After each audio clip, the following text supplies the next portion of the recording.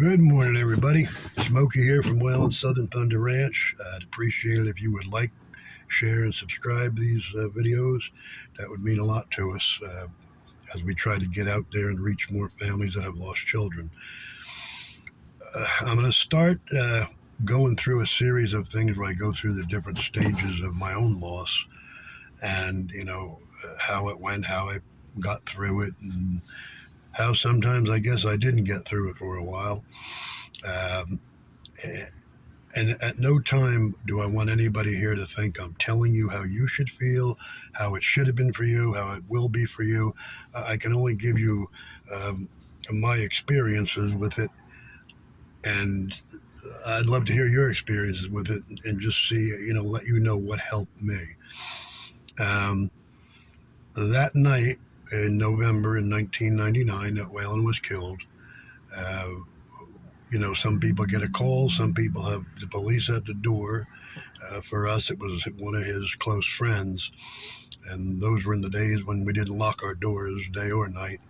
So ours was a knock at the bedroom window, at the bedroom door, with his friend saying there had been a really bad accident and telling us which hospital he was in and such. So, we got our stuff together and got down there real quick.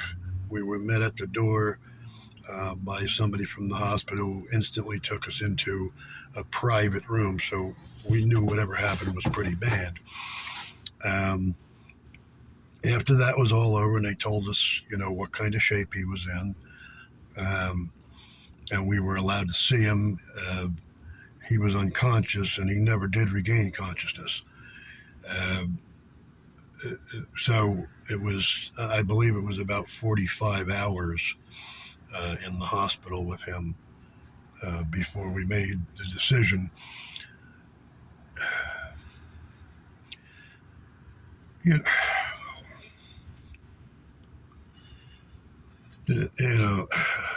To do what we did to disconnect him. That was like a time when time raced by, but it stood still, I think. He died in my arms, which I think was the best place. I wouldn't have had it any other way. Then, it got to where it was over and we had to leave, and we headed home. And I remember the strongest feeling I had was that feeling that I was leaving him behind, which I guess we were leaving his body behind at that point. He had already gone to heaven.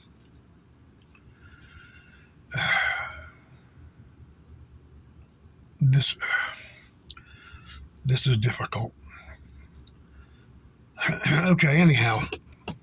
So, the next few days we went home and of course at that point the company is almost endless, or was for us, people stopping by with food or money or flowers. It was it keeps you busy those first few days and sometimes into the first few weeks. And for most people and for us, that all of a sudden that kind of ends. You might get a few friends or people that call you once in a while or stop by, but the endless barrage of company is done. And then it's just you and what happened, and for me, and I guess a lot of people, you have a family, you have a wife, you have other kids. You spend so much time taking care of them, you kind of forget to take care of yourself. You put yourself in the back. And as a man, like most men, I didn't feel I needed any help. I figured that was my job as a man, was to handle that. I spent countless hours and days just sitting in his room, handling his stuff. So many memories there, good memories, but, difficult things to face up to. But in my mind, I knew I had to walk into this and face it, or it would destroy me. And I always tell people in the beginning, if you can find one thing that you enjoy or that lightens it a little bit, do it, because at that point there's not a lot of happiness around. for me, that one thing, although I guess I don't recommend it, was driving around in my truck, listening to music, drinking coffee, and smoking. That's what I did, and I did it for hours. But the truck was my escape spot. That's where I was by myself and not dealing with anybody else. And I did that for a long time. I always tell people it took me 3 years to really exit the point where I felt like I was doing things again, and could go through the day without thinking about him constantly.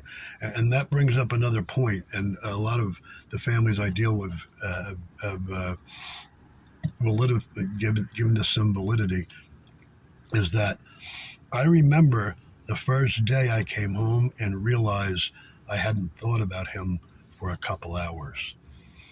And then I remember the first time I didn't think about him for a whole day. And that scared the hell out of me because I thought I was forgetting him. And you're not forgetting him. It's your mind starting to give you a break, and it's much needed. So don't ever feel like, oh my goodness, I didn't think about him today, and I'm forgetting about him or her. You know, it's such a rough time, that first 24 hours, 48 hours a week, the first month, when everything in your mind is focused on that. When you walk in the door and you expect to see him, you know, that was when cell phones and videos were just kind of starting. So we don't have a lot of that of him, but we have a lot of pictures. There must be 10 photo albums from his birth up to the time he was killed. They're all on a shelf. Those are the ones I can't look at. Every once in a while, I'll find the courage to crack one open and look, but it's got to be in a particular mood, because they're the happiest and the saddest times I had. So, but yeah, you're not forgetting about them. And the first thing that I think that really started me towards a recovery was going back to work. Now, for some people, that's a week, and for some people, they never go back to work, and that's not good. For me, it was 5 months. I deal with one father who was back at work the next morning after his child died. And when I said to him, boy, I said, that's pretty amazing. And he goes, what was I supposed to do? What was I supposed to do? Just sit home? And I deal with him to this day. He's really a good guy, adjusted well to it and deals with it well. The acceptance of it, accepting what happened, it's a big part of it. Knowing that you can't change it and you couldn't change it is a big part of it. It's just, some people reach that point quicker than others to just realize that whatever happened, you couldn't stop it. You couldn't do nothing about it. And it's certainly not your fault. You did the best you could, So, like I said, going back to work, at the time I was I was working for a driving school, and I had to deal with 16-year-old and 17-year-old boys and girls all day. And it was the best thing I ever did, because I was forced to think about something else. When you do that for a living, you got to pay attention to what you're doing and think about what you're doing. And that was really a good thing. It really helped. When I went back to work, it really helped.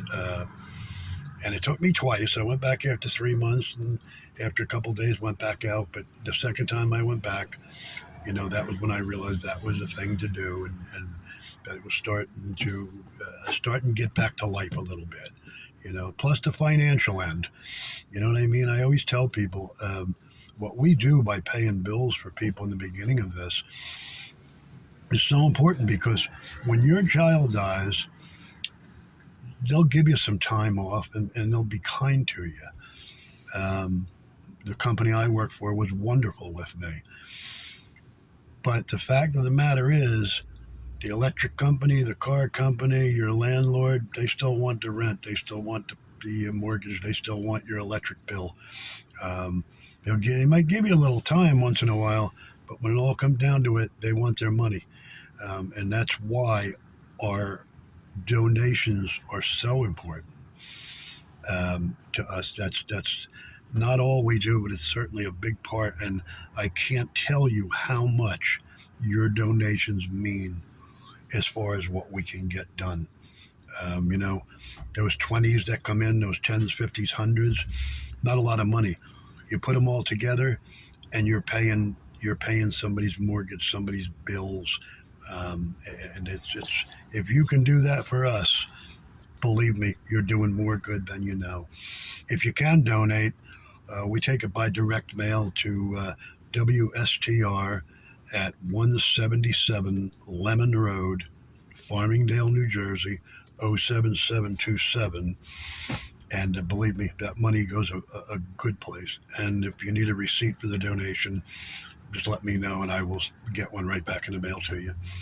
But anyhow, so the first few months like that, it's just a terrible thing to deal with, but you got to find your out to give you a little bit break. I told you what mine was.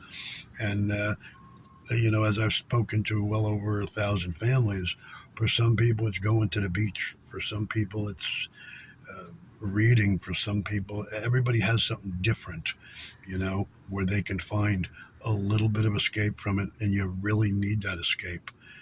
I was fortunate that people pushed me to go back to work, and people pushed me to go fishing again, and people pushed me to do things again that me and him used to do together that I was avoiding because I was afraid of what kind of memories it would bring up, But those memories have to come up, and they're going to come up. And here, 25 years later, I have the times, you saw it earlier in this clip, where I almost can't speak about it because the memory gets so strong. But anyhow, okay, I'm going to drop that off for this week. I think this was a little bit difficult to talk about, this stage of it, because it's just a hard time. It's a hard thing to go through. I'm with every one of you. If you lost a child or know somebody that lost a child, encourage them to get in touch with Whalen Southern Thunder Ranch. My cell phone number, 848-330-1284, is on 24 hours a day. Text me and I'll get right back to you. Look at us on Facebook and see what we do. Also, look us up at greatnonprofits.org. We have a lot of information and a lot of reviews there, and you'll get an idea of how many people and how we've helped them. So that's where I'm at with it. Next week, we'll go into it a little further as far as when and how I really started to come out of it, and some of the events that really made me come out with it, and some of the events that proved to me and showed me that he was still right beside me. And that's something I wholeheartedly believe. And I've got a couple stories I can tell you that you'll see why I would use these as valid points. So anyhow, you all have a good day. God bless you. I'm praying for every one of you that lost a child, and even the ones that haven't lost a child. I'm praying for you and the way you've been blessed by not losing one. So look forward to talking to you again. God bless you. Cowboy up, folks. Thank you.